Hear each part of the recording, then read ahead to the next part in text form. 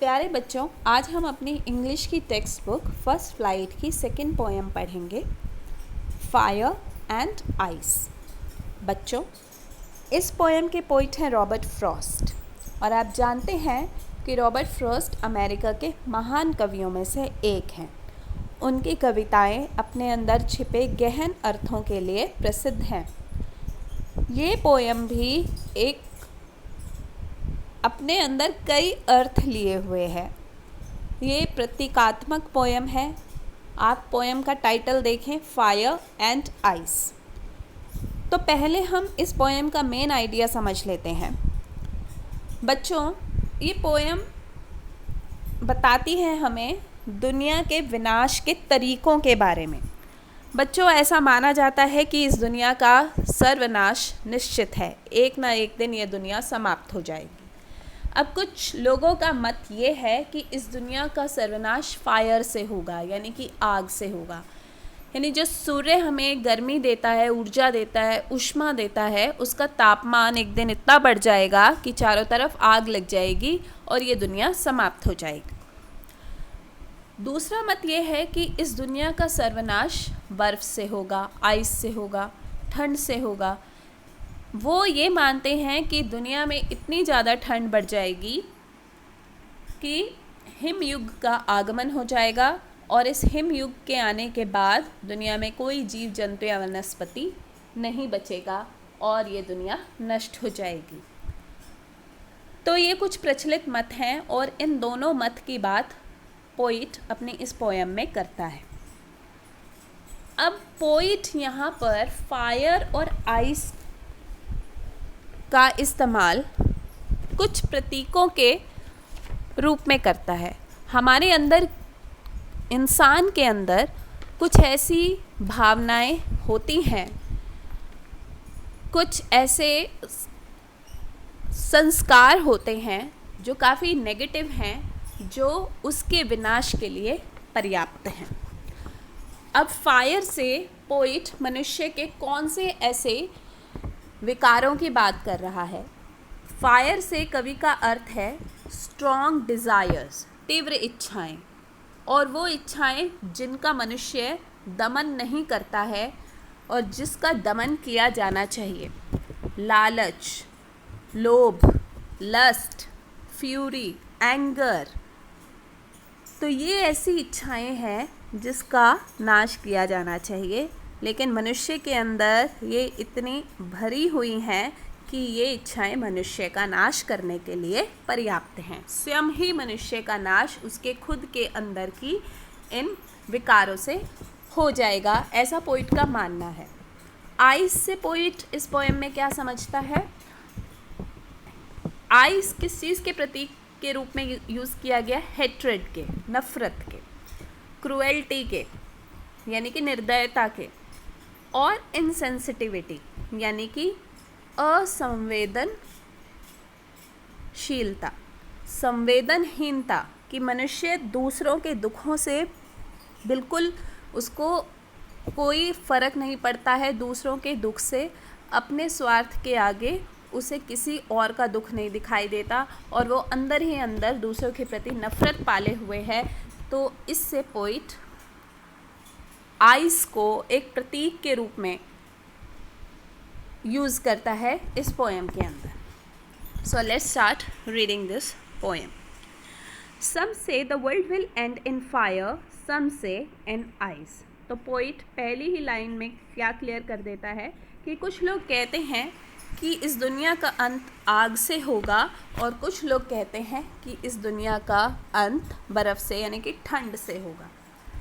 तो पोइट अगली लाइन में अपना खुद का विचार रखता है कि वो क्या मानता है। From that I have tested of desire, I hold with those who favour fire.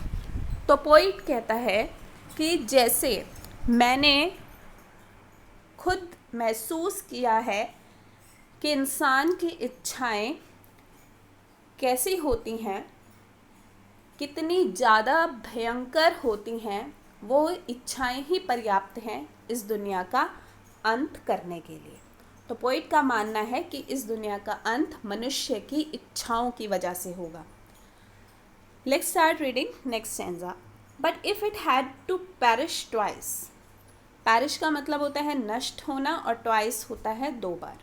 अगर इस दुनिया का सर्वनाश 2 बार होना हो तो आई थिंक मुझे लगता है I know enough of hate कि इस दुनिया में इतनी नफ़रत है to say that for destruction ice is also great and would suffice. तो पोइट कहता है कि इस दुनिया में इतनी नफ़रत है, दूसरों के प्रति इतनी संवेदनहीनता है कि उसके अंदर की ये कोल्डनेस जो है वो इस दुनिया को समाप्त करने के लिए पर्याप्त है. So this is about the whole idea of this poem. Let's find out the rhyme scheme of the first stanza.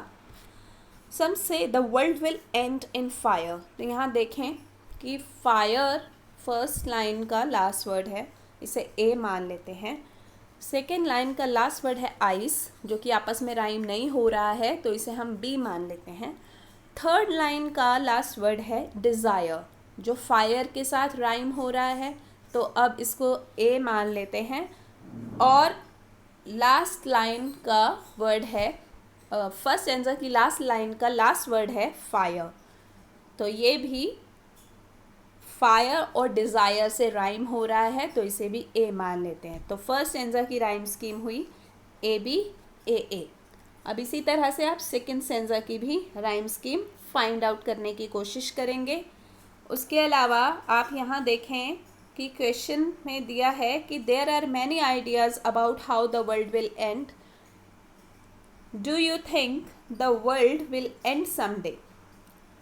तो दुनिया के नष्ट होने के कई विचार हैं, कई मत हैं. क्या आपको लगता है कि ये दुनिया समाप्त हो जाएगी? Have you ever thought would happen if the sun got so hot that it burst और ग्रू कोल्डर एंड कोल्डर. क्या आपने कभी सोचा है कि क्या होगा जब सूर्य बहुत ज़्यादा चमकेगा, जलेगा, या फिर जब सूर्य बहुत ठंडा और ठंडा होता जाएगा? तो आप ये सोचें, क्या आपको लगता है कि ये दुनिया समाप्त होगी? तो ये सोचने का विषय है. अब देखें यहाँ पर कुछ वर्ड्स यूज़ किए गए हैं: greed, avarice, cruelty, lust, conflict, fury, intolerance, rigidity, insensitivity, coldness, indifference, hatred. तो ये शब्द किस चीज़ के प्रतीक हैं? फायर और आइस में आप इन शब्द को फायर के साथ कैटेगराइज करेंगे या आइस के साथ, वो आप अपने अंडरस्टैंडिंग के अकॉर्डिंग कर सकते हैं. जैसे मैं आपको कुछ आइडियाज़ दे देती हूँ. ग्रीड, एवरीज, जिसका मतलब लोभ और लालच है. लस्ट, फ्यूरी, कन्फ्लिक्ट, जो कि हमारी स्ट्रॉन्ग डिज़ायर्स की वजह से उत्पन्न होते हैं. तो ये प्रतीक होंगे फायर के. ऐसे ही क्रूएल्टी, निर्दयता, इंटॉलरेंस, असहनशीलता, रिजिडिटी यानी कि अड़ियलपन, इनसेंसिटिविटी, असंवेदनशीलता, कोल्डनेस, दूसरों के प्रति बिल्कुल कोल्ड हो जाना यानी कि कोई फ़र्क ही ना पड़ना, इंडिफरेंस, हेट्रेड, नफ़रत. ये सब जो भावनाएं हैं वो किस चीज़ के प्रतीक हैं इस पोएम के अंदर? आइस के.